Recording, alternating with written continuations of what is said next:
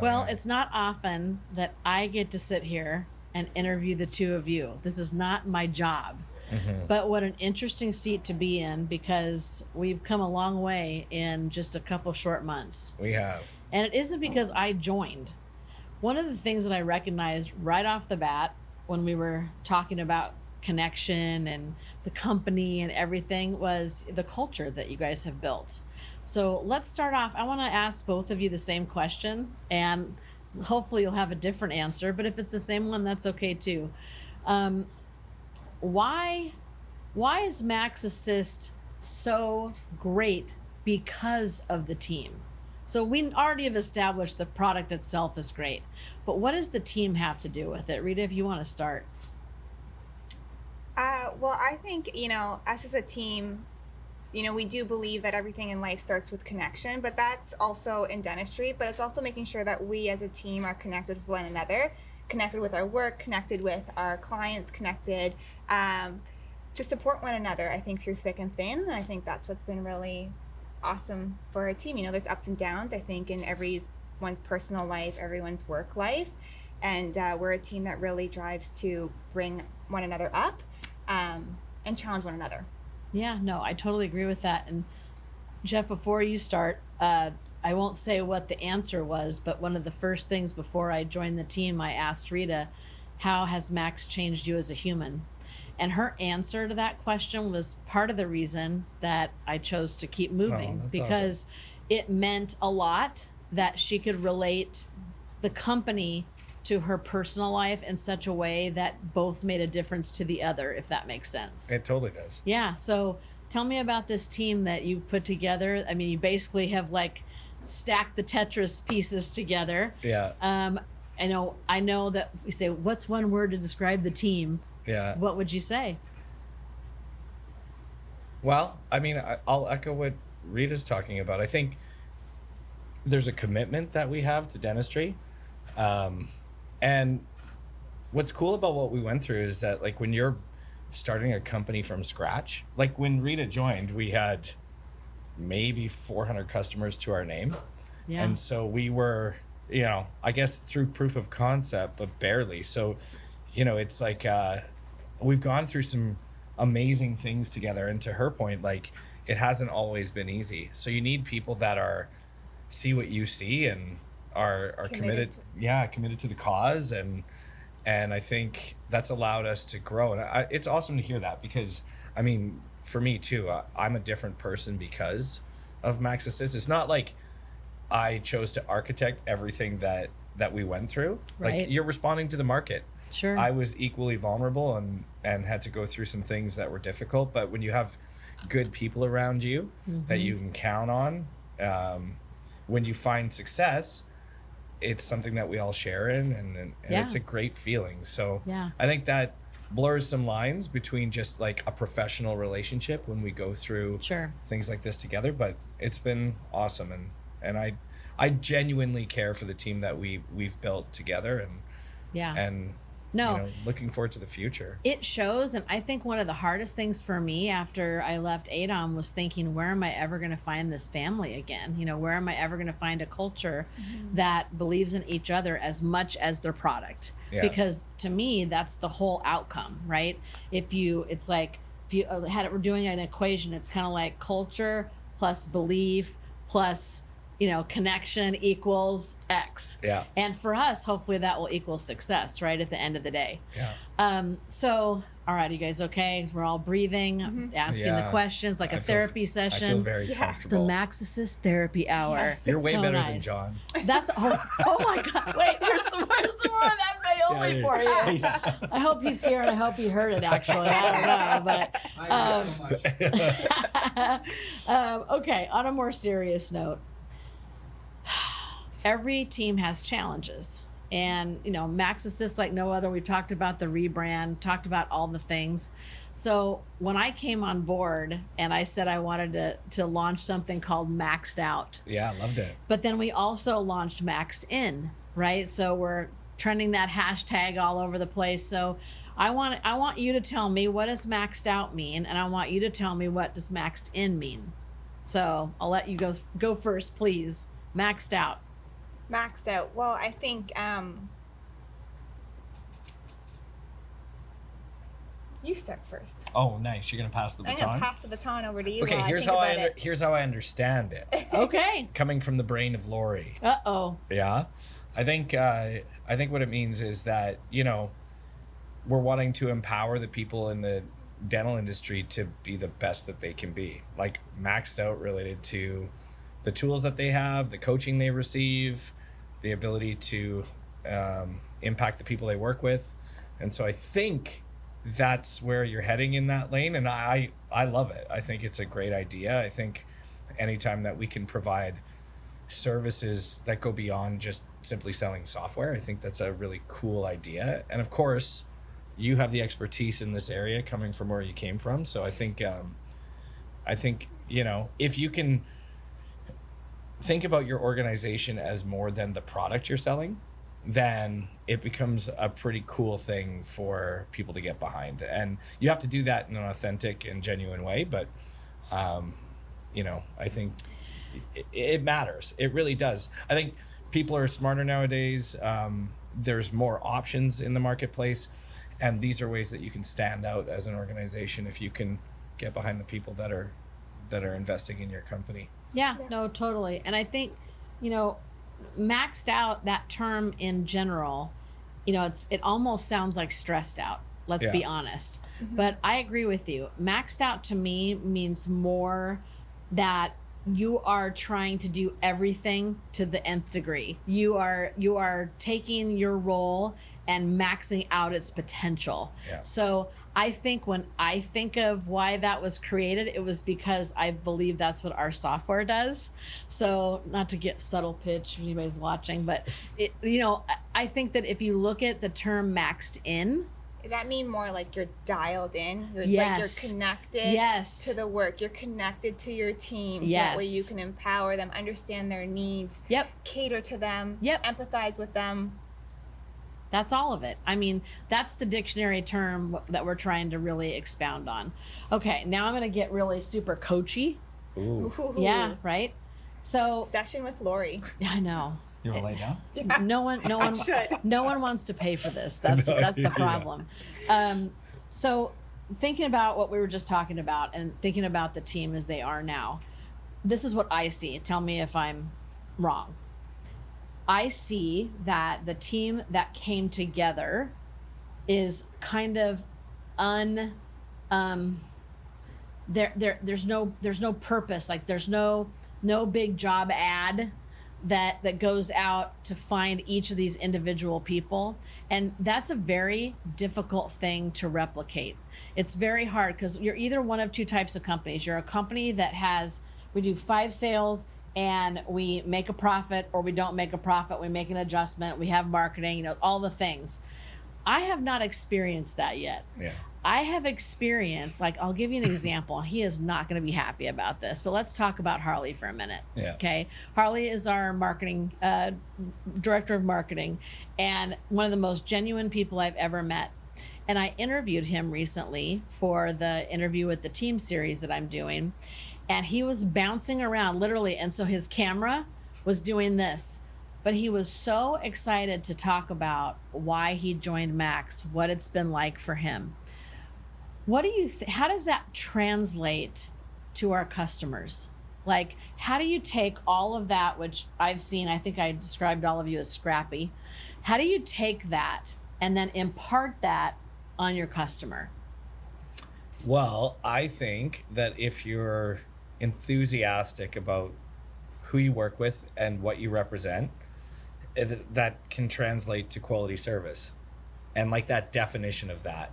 Yeah. You know, the aim we have is that no matter who you interact with in our company, it could be me, it could be Rita, it could be you, it could be support, it could be onboarding, it could be client success, that they would get the same experience.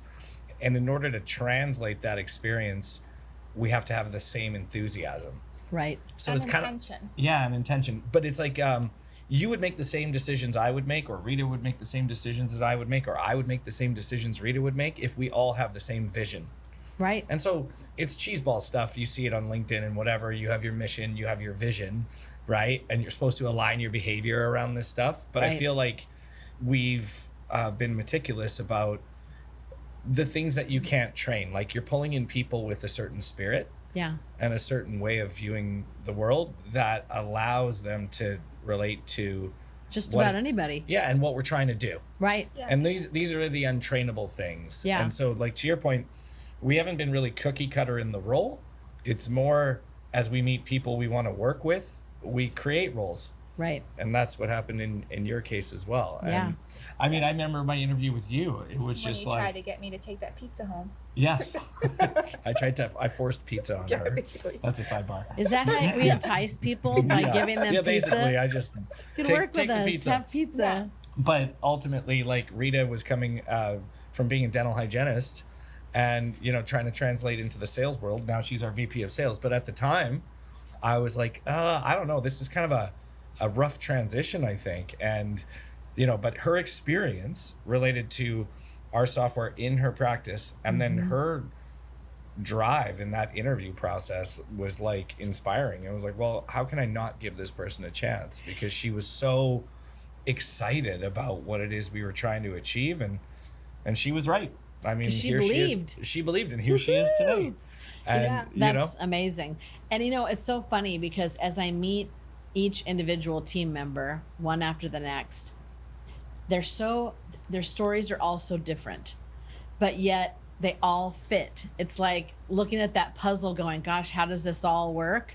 But it absolutely does. The first time I talked to Leah, I was like, oh, you're the software. You just threw up and here it was. You know, it was like literally like, whoop, here it is. Yeah. With everybody's little input along the way. But it's so amazing that every single person that I talked to, the other thing I was thinking of, Elise, I was thinking that, think of your whole sales team and TRE and how once they get to a point where, let's say someone says yes to Max and they want to adopt the product, isn't it refreshing to know that that handoff to them is going to be stellar? Yeah. I mean, that's what I've seen. I mean, nobody has to worry. It's hard to tell an office manager. It really isn't going to take up that much of your time to learn this. It's Yeah. actually pretty user-friendly, pretty easy.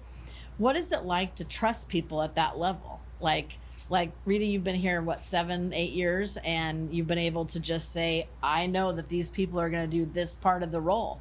Oh yeah, I have full trust. I mean, Elise was, you know, she had such a role, I mean, as I was doing sales, but I couldn't have done it without her support. And just, Right. you know, I think we were always very client focused. You know, I would call her up from driving into a dental practice, say, hey, you know what, they're going through this challenge right now, but I don't know if this would work. Can we find a creative solution for them? So we are always have been very client focused. Yeah. I think that's what makes us different. And, you know, sometimes if we're not the best fit, we're not the best fit, and we'll say it, you know, or you might need to tweak this to make it the best fit for you, or maybe later. And I think it's okay to walk away in sales. Like, you don't have to. It's a very different sales culture, I think, that we have in our organization. It's very client focused. Sure. And Elise wears that hat really well, and with her team, and has that same intention. You know, everyone wants the same things in our organization, and it's always, I mean, I always say to my team, it's client always first. Right. You're down here in your own goals, but it's client first. Yeah.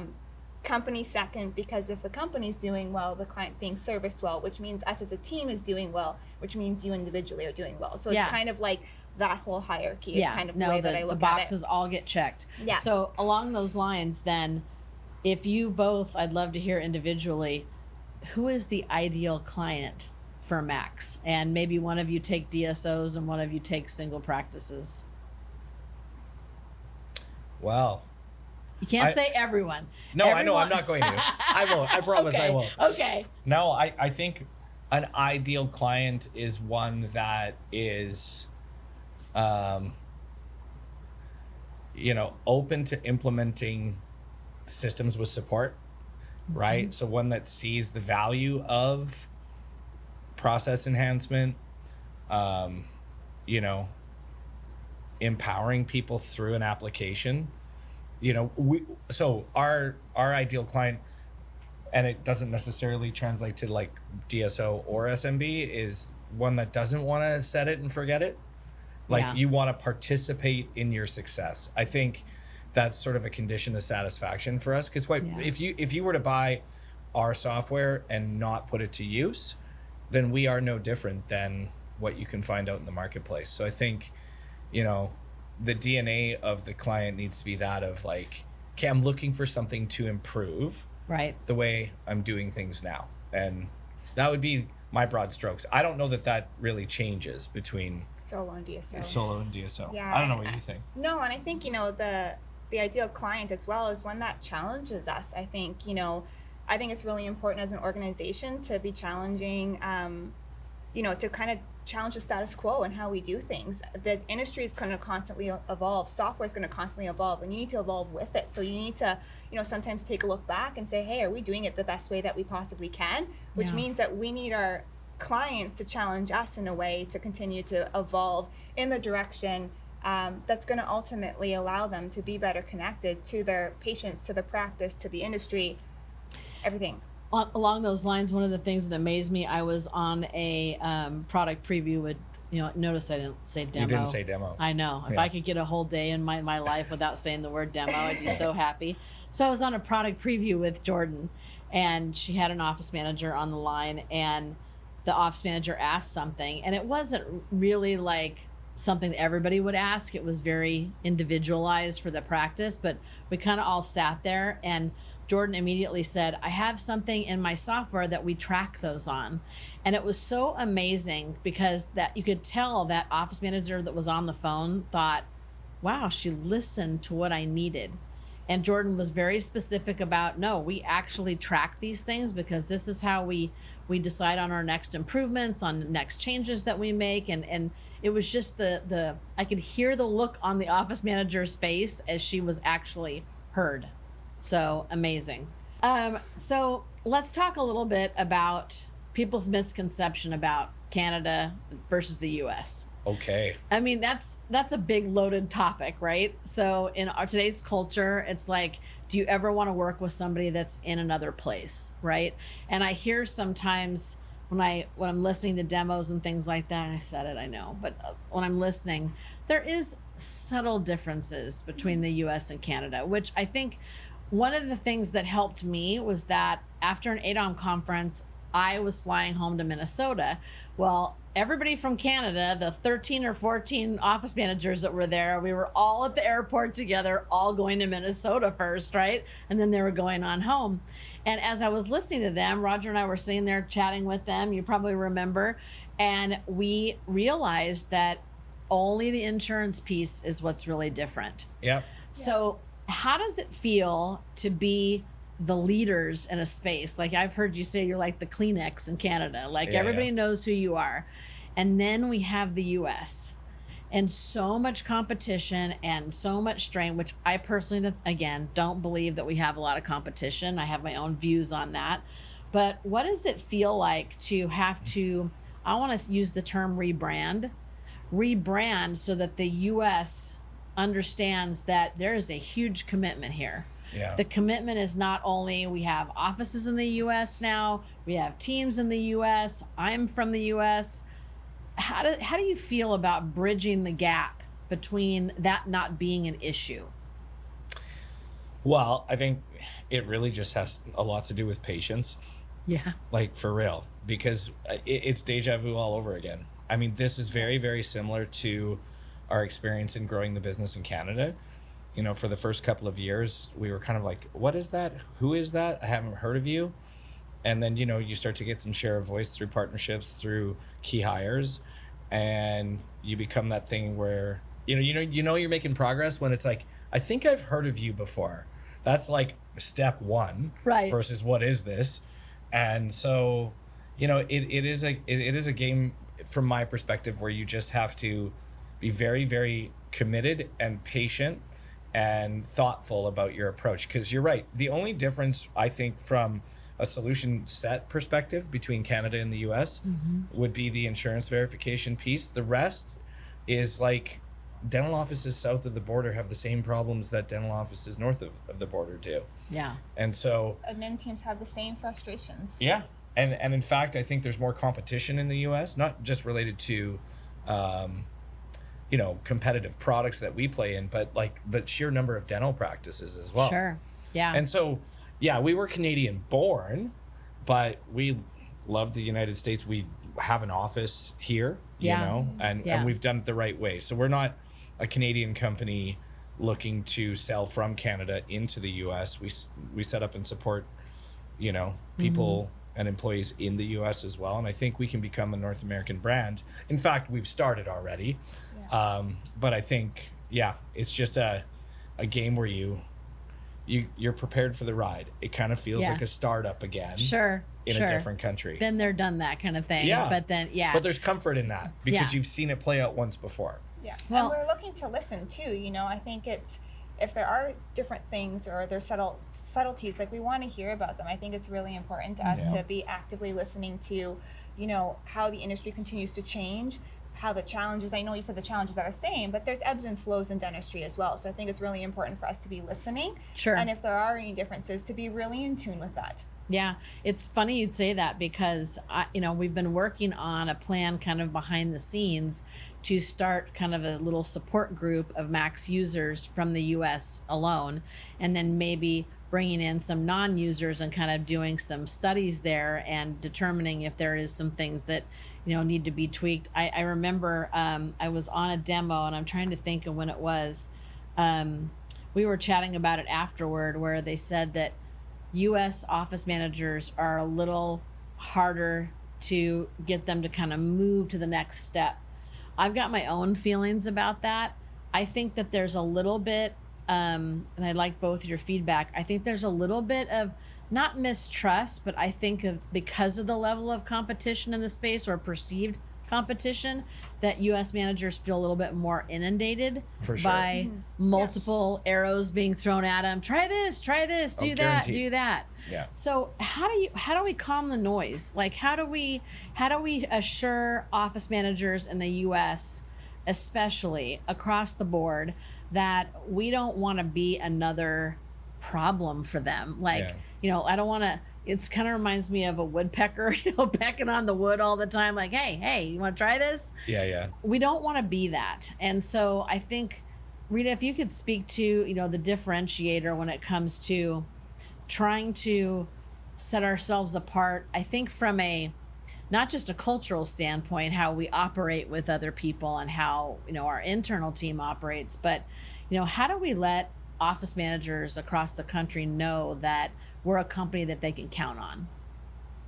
Yeah, I think it's, I mean, I alluded to it earlier. We do have a different sales approach. You know, Thierry leading the team. It's all about being able to connect with office managers and to understand what they're going through, which means that you need to actively listening to them. You're not actively trying to sell them something.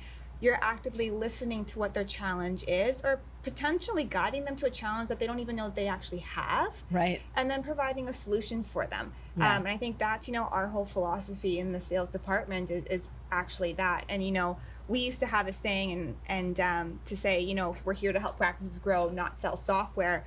But it's changed now because, you know, our whole belief as an organization is, you know, life in dentistry starts with connection, which means you need to be connected to your patients, connected to your work, office managers connected to their teams connected to the vision, connected to, you know, the overall industry, I think, as a whole, and your oral health. And that means that we need to be connected as well to that and to the other person, you know, at the practice, which we don't mind selling software to kind of make that connection happen, I guess, if that's kind of the way it is. So that's, you know, where we're coming from, not just trying to be a, hey, we want to sell you something and hit our goals. It's, we actually want to make a difference. And I think the people behind it, like, you know, we try to inspire our team. Like I share my story all the time because I think it's important for people to hear where we're coming from so that they can feel that inspiration and be part of that. Yeah, no, totally. And credibility matters. Yeah.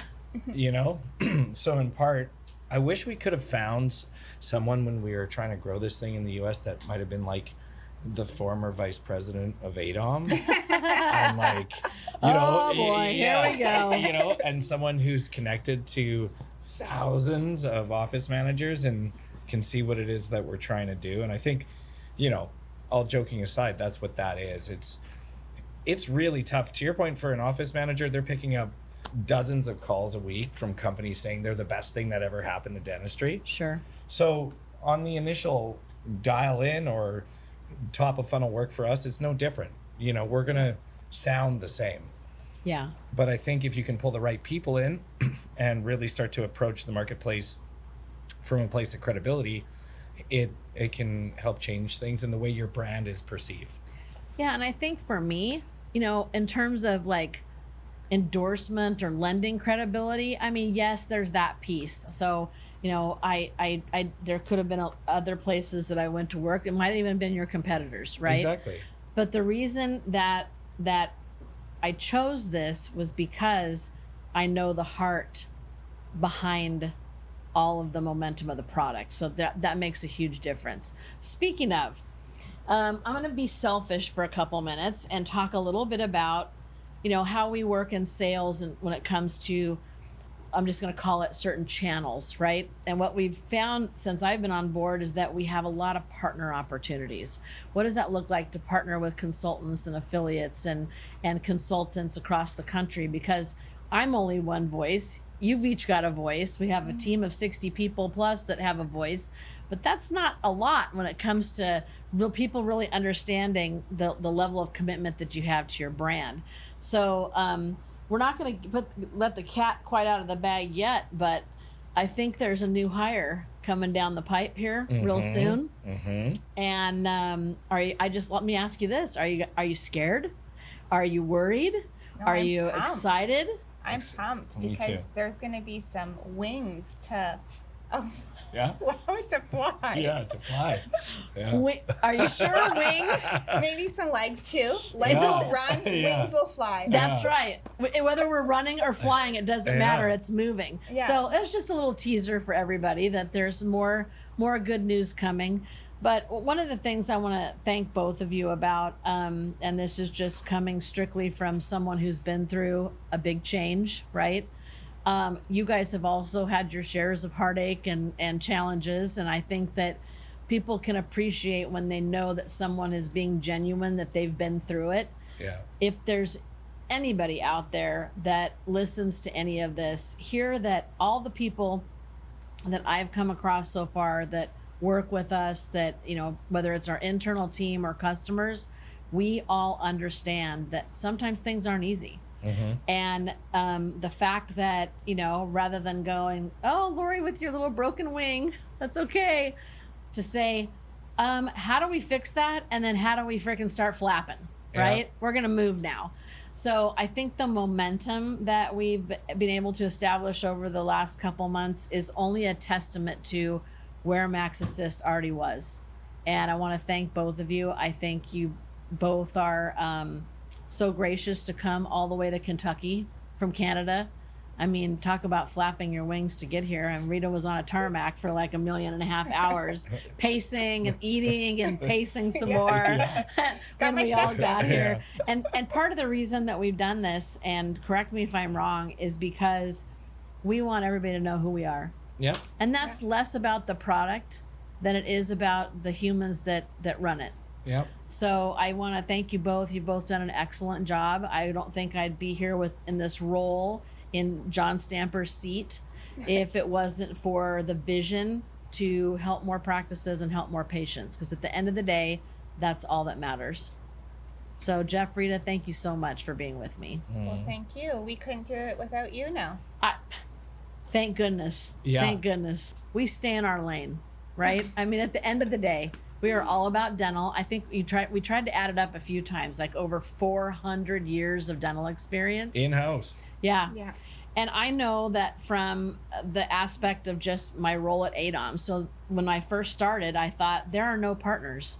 There are no people to work with. There is no synergy. What does that look like? So we went to work and built something. So in that frame, there is a huge announcement that we're probably ready to make right here, right today. Don't you think? No, for sure. I mean, we're very, very much excited about it. So in the coming weeks, we are going to be partnering with Benco Dental, which is the third largest distributor of dental products in the United States. And we were talking about it earlier, like, how do you start to grow a brand in a new country? And for us, that's increasing share of voice and having a partner that we can collaborate with in order to help get the message out there. So the cool thing about Benco, my perspective, is that they have a very similar DNA as a company. So, you know, they started as a family organization, obviously since grown, but they have a software consultancy team.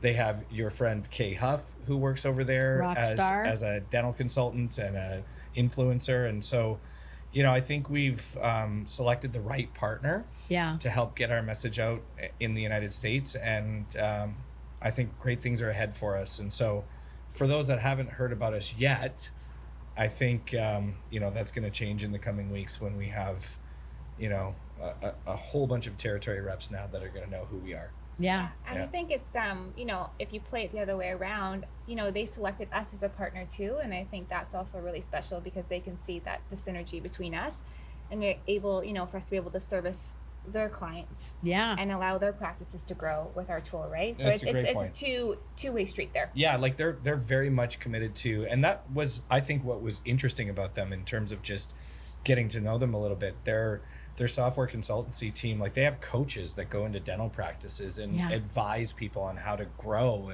and so it's such a good fit. It goes back to the conversations that we were having earlier, like, you know, we're not for everyone, we're not for every company we'd want to partner with either, but when you can find an organization that you can align with and you know that you're fighting the same fight in the marketplace in terms of that commitment to growth, like I think it's going to be a really, really good relationship. Yeah, no, very exciting things to come. Congratulations. That's big partnership that was sort of in the works before I came around, so I can't take credit for it. Gosh darn it. But we'll try. Yeah. We'll try to say, look how good that all worked out. Yeah, exactly. Speaking of partnerships, you know, it's important when we talk about, you know, like we talked about staying in our lane, like being the voice of reason for X.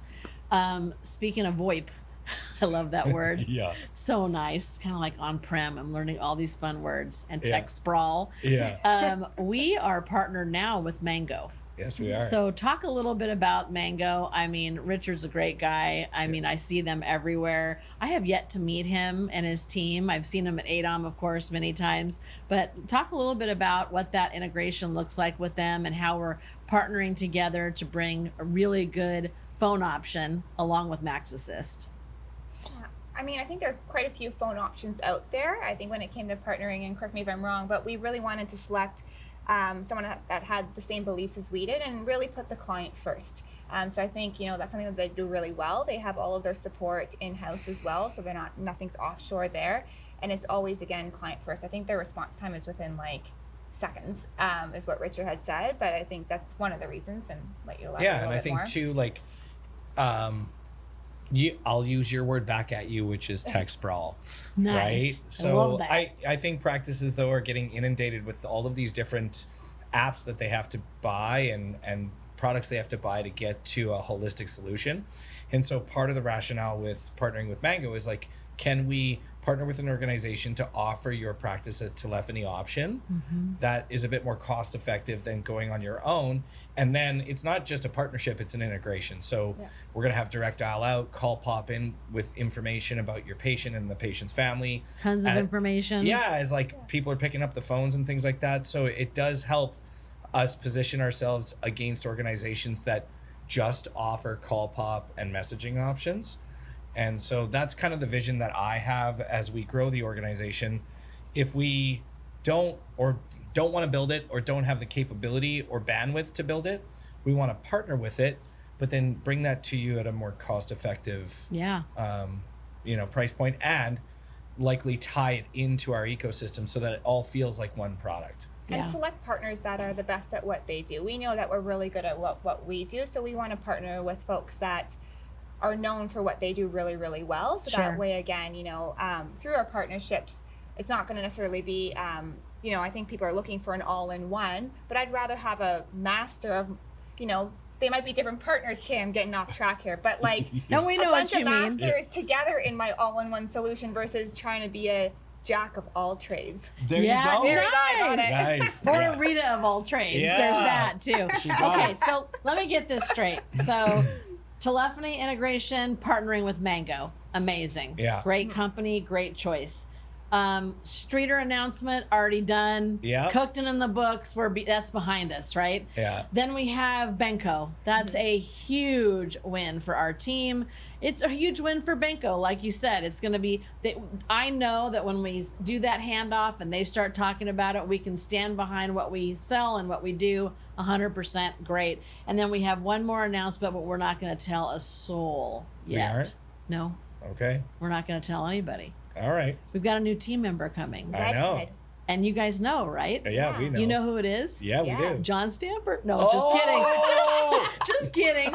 I mean, that'd be great. Yeah. But yeah, I already took his seat. I'm not going to give him a job. Exactly. I mean, come on. No, so everybody's got to kind of stay tuned because, you never know. I mean, there's been some huge mic drop moments for MaxAssist in the last 4 months. Yeah. And there's more to come. I decided that I want the rest of my career to be the best of my career, and I'm too much better to be bitter.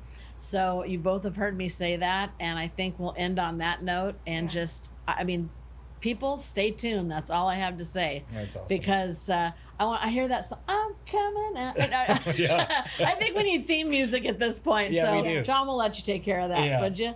Give us some theme music. Yeah. MaxAssist, out.